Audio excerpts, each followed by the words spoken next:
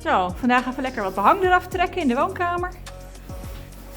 Dat is heel satisfying. Zeker als zulke grote stukken in één keer zijn. Wow. Het is best zwaar, hè? Misschien moet je hem wat hoger vastpakken. Ja.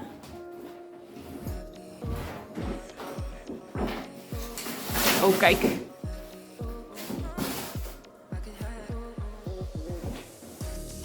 Ja, dat behang dat moest er echt af. Het zit heel erg los en heel oud en vies.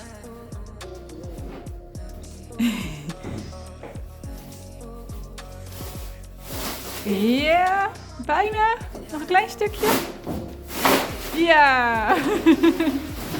Wauw. Wat een hele stuk in één keer.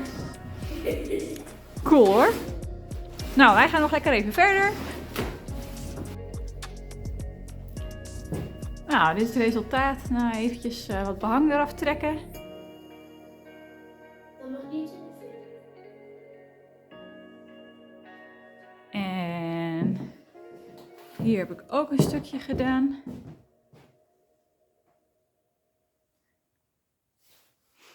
Ja, morgen weer verder. Hobbel, hobbel.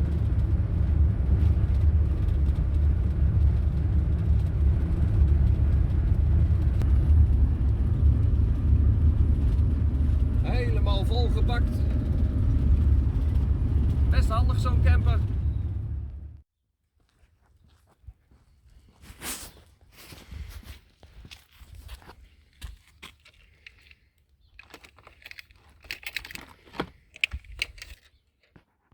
Zo, en dan is het nu tijd om uit te zoeken hoe de stroom loopt in ons huis. Hier zo is onze stoppenkast. Er zit geen hoofdschakelaar of zo, dus dat is wel een beetje jammer. Die hoort hier of zo. Of, nou, dit is volgens mij niet echt de bedoeling. Nou, we hebben dus 6 stoppen met 2 van die groepschakelaars, zeg maar. Dan gaan er 6 snoertjes naar boven. En dan gaan we eens even erachter komen waar die naartoe gaan. Nou, ik heb hier maar even een plankje weggehaald, want die was sowieso niet zo heel veel waard. En hier komt het dus naar boven. Kijk, zie je? De stoppenkast met de 6 snoertjes. En hier zo komen er 2 in. Dan gaat eentje hier zo weg en eentje die kant op. En nou, dat is ja, eigenlijk denk ik als eerste aangelegd. En de rest is later erbij gekomen. Maar ik ben er al achter dat de nieuwe snoertjes, want dat gaat onder de vloer door. Hier zo, die kant op. Ik heb het al even uitgezocht, want dat is niks met een camera erbij. Maar deze 3, die gaan dus naar de garage, de berging. En nog eentje gaat naar een plek waar de wasmachine kan staan, zeg maar. Waar een wasmachine aansluiting is, dus dat is wel tof. Maar ja, de rest zit eigenlijk gewoon op die andere groepen. En even kijken hoor. Deze, die gaat dan naar de woonkamer. Zeg ik dat goed? Nee. Deze. die gaat ook naar de woonkamer en naar het halletje. En hier zo gaat hij zo door naar het lampje ook. En hier voor de buitenverlichting en het lampje naar het halletje bij de voordeur. Ja, en dat gaat dus naar de buitenverlichting, dus dat is sowieso een beetje apart. Een hele dikke kabel gaat daar naartoe. Kijk, een aantal polen hebben ze gewoon niet gebruikt, zeg maar. Maar ja, beter te dik dan te dun, zeg maar. Nou, en deze, even kijken hoor, deze, die gaat dus ook hier zo op zolder of op de verdieping naar de lampjes en stopcontacten en dat soort dingen. Dus die moet ik even afkoppelen voordat ik hier verder kan gaan.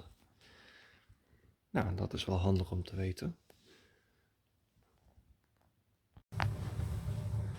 Jee, ik heb hem aan. Kostte wat moeite. Maar blijkbaar zat die piezo-ontsteking. Daar zat een kabeltje onder. Maar die was eruit afgeschoven. Dus die hoefde ik alleen maar weer erop te doen. En toen deze eerst indrukken. Daarna die ingedrukt houden en tegelijk die aan. Terwijl die op de N staat, zeg maar. En dan gaat hij aan. Eens kijken hoeveel gas dat verbruikt. En hoe snel het hier warm wordt. Ben benieuwd.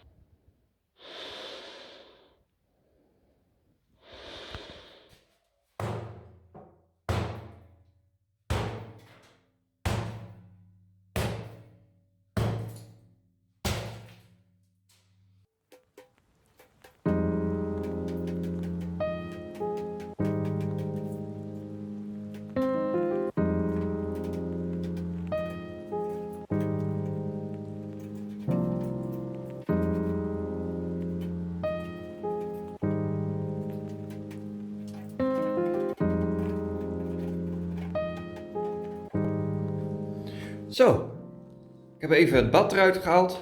Even kijken wat daaronder zit. Nou, ook allemaal kalkzandsteentjes. Net zoals die muur. Daar heb ik even een gaatje in gemaakt om te kijken of wat ik daarboven zag klopt. En dat lijkt te kloppen. Ik kan het misschien wel even met één hand doen. Zo.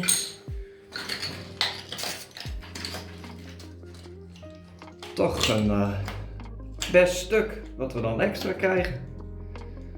Dus dat is wel lekker.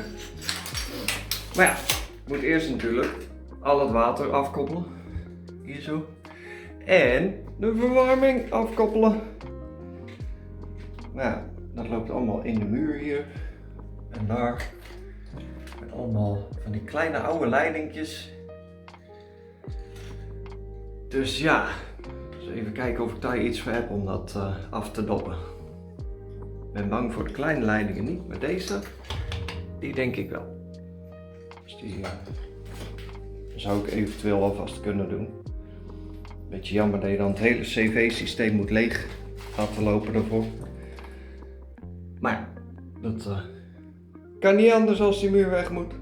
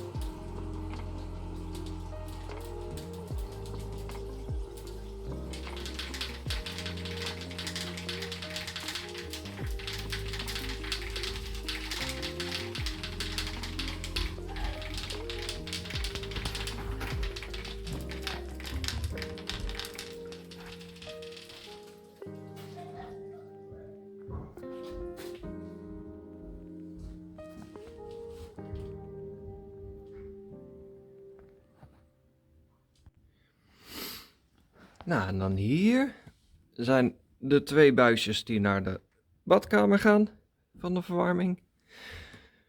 Hier zo ga ik ze dan afdoppen. Daar gebruik ik dit soort dopjes voor, gewoon messing dopjes. Die passen hier precies in. Dat is een kneldop of zo. Zo heet dat, geloof ik. Maar ja, dat is vrij simpel. Wat heb je nodig? Een bako. Als de leiding leeg is, dan zet je die erop. En dan wel een bakje eronder voor de zekerheid. Ja, je weet maar nooit. Maar in principe zou het water weg moeten lopen door het open kraantje bij de cv. Maar die heb ik nog steeds open staan. En dan zuigt hij hier als het goed is alleen maar een beetje lucht aan. Maar ja, ik kan het mis hebben, dus we gaan het merken. Eens kijken of ik dat met 1 hand kan. Wat ik altijd wel even doe, is hem eerst even gewoon een klein beetje open draaien. Dus gewoon voorzichtig. Klein stukje. Als het goed is zit hij niet zo vast, want knelfittingen hoeven niet zo vast. Als het goed is. Nou, hier gebeurt niks eigenlijk. Er komt niet eens wat uit. Maar, ik weet niet of je het hoort, maar ik hoor het lopen. Doen we deze ook meteen.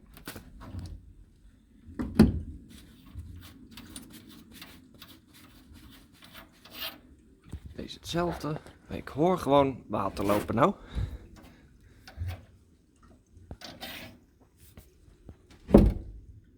Ja, hier ga ik even 2 handen voor nodig hebben. Maar ik hoor water lopen. Dus hij is nu aan het ontluchten. Of nou, ontluchten, nee. Dit is lucht aan het zuigen hier. En het water, dat is als het goed is dus bij de cv aan het weglopen. Dus ik wacht gewoon heel even totdat het geluid weg is. Anders krijg ik 1 groot waterbelet misschien. Dus ja, en daarna ga ik even met 2 handen hem eruit trekken.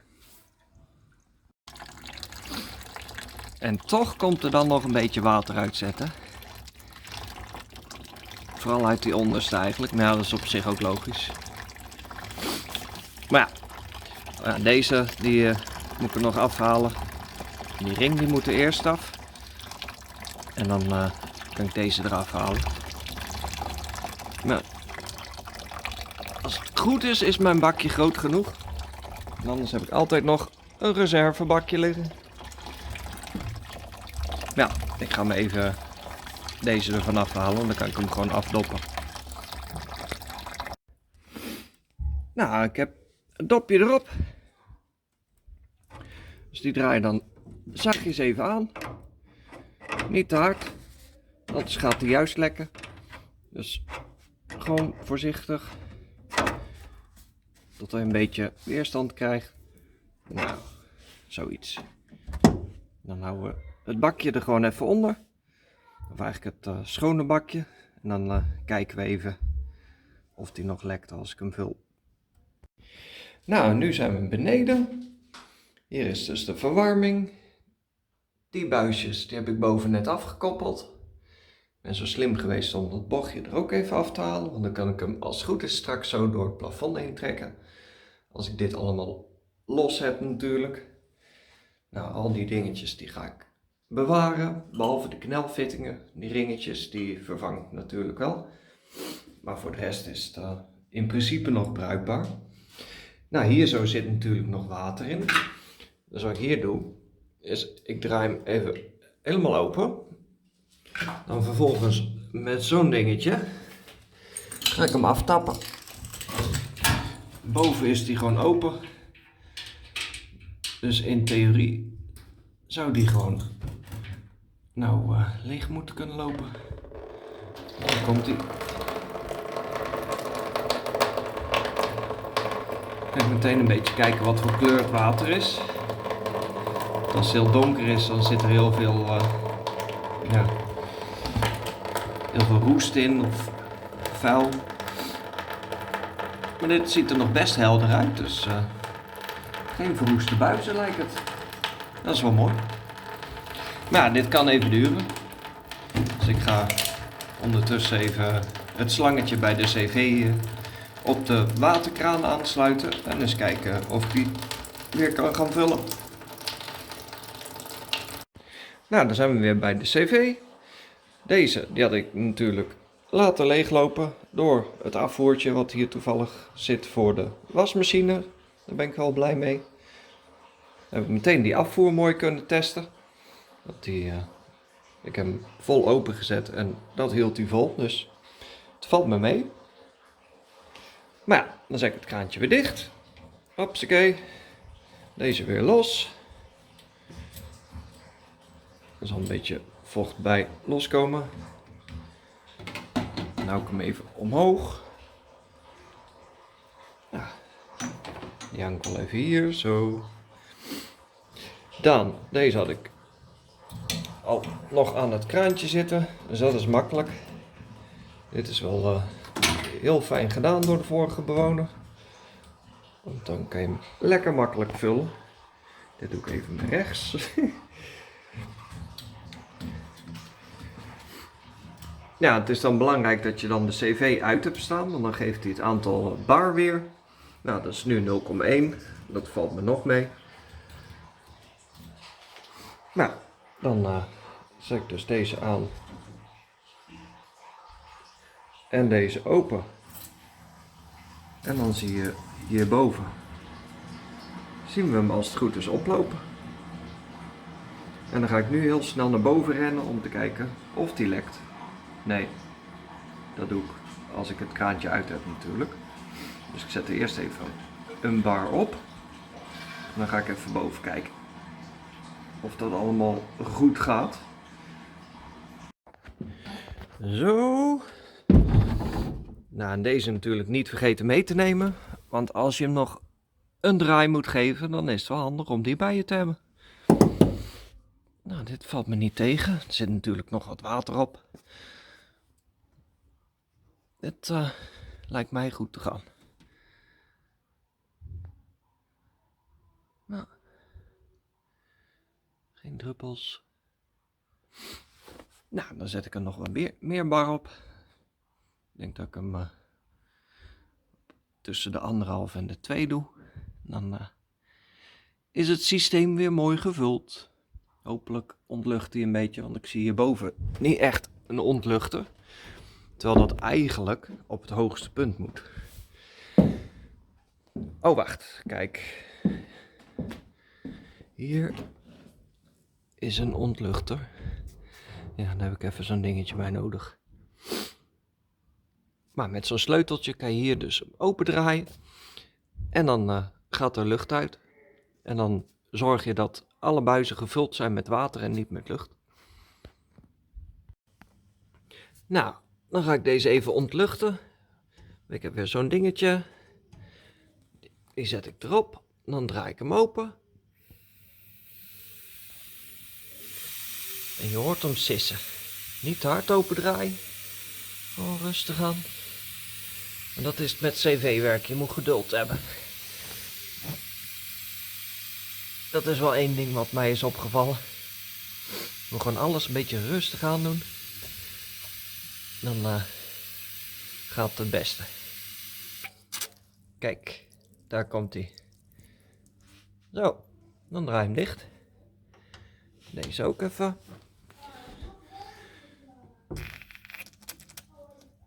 Het sput het een beetje. Zo. Deze weer even.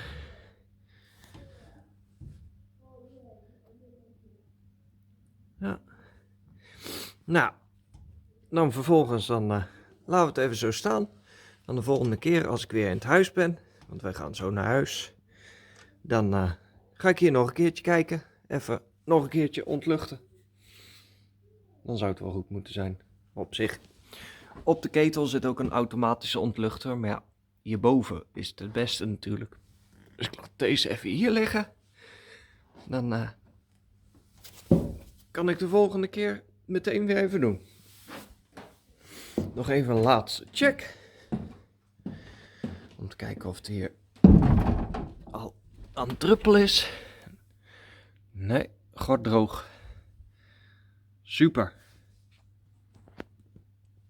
Nou, dan kan die los. Ik zet hier weer een emmer onder. En dan, als er nog wat uitkomt, dan kan dat mooi daarin vallen. Anders wordt zo'n zooi. Als mijn grootste deel wordt opgevangen, dan ben ik al lang blij. Nou, de buizen zijn los. Ik heb ze mooi uit het plafond kunnen trekken. Die ga ik nog hergebruiken, of in ieder geval bewaren. Om misschien te kunnen hergebruiken. En dan heb je hier zo nog een paar schroefjes. En als die los zijn, dan kan je hem zo naar voren pakken en optillen. En deze ging een beetje lastig. Dus dan heb ik mijn mini schroevendraaiertje zo erop gezet. En een Bako steeksleutel op de zijkant van mijn schroevendraaier gezet. En zo hem open gedraaid. En dan kun je in één keer veel meer kracht zetten. En wat ik nu aan het doen ben is, ik hou hem tegen met mijn knie. Ik draai de schroefjes los. En dan kan ik zo de klemmetjes ervan afhalen. En dan pak ik hem. En dan vervolgens kan ik hem ergens opslaan. Als je nou hem lang wil opslaan, dan raad ik aan om er water in te doen. Want met zuurstof erin, dan krijg je roest. Dus als je hem wil opslaan, doe dan even wat water in. Dan weet je zeker dat hij goed blijft. En dan zet je hem gewoon met die twee openingen naar boven. En aan die kant draai je hem dan natuurlijk dicht. Dan blijft water er ook daadwerkelijk in staan. Je moet wel zorgen dat hij dan op een plek komt waar er geen vorst is. Want anders dan gaat het ook mis natuurlijk. Nou, ik denk dat ik voor de rest even 2 handen nodig heb. Kijk wel uit trouwens. Dit is dus wat er als laatste een beetje uitdruppelde. Nou, dat wil je dus niet op je vloerbedekking hebben. Of in je kleding. Dat gaat er nogal lastig uit.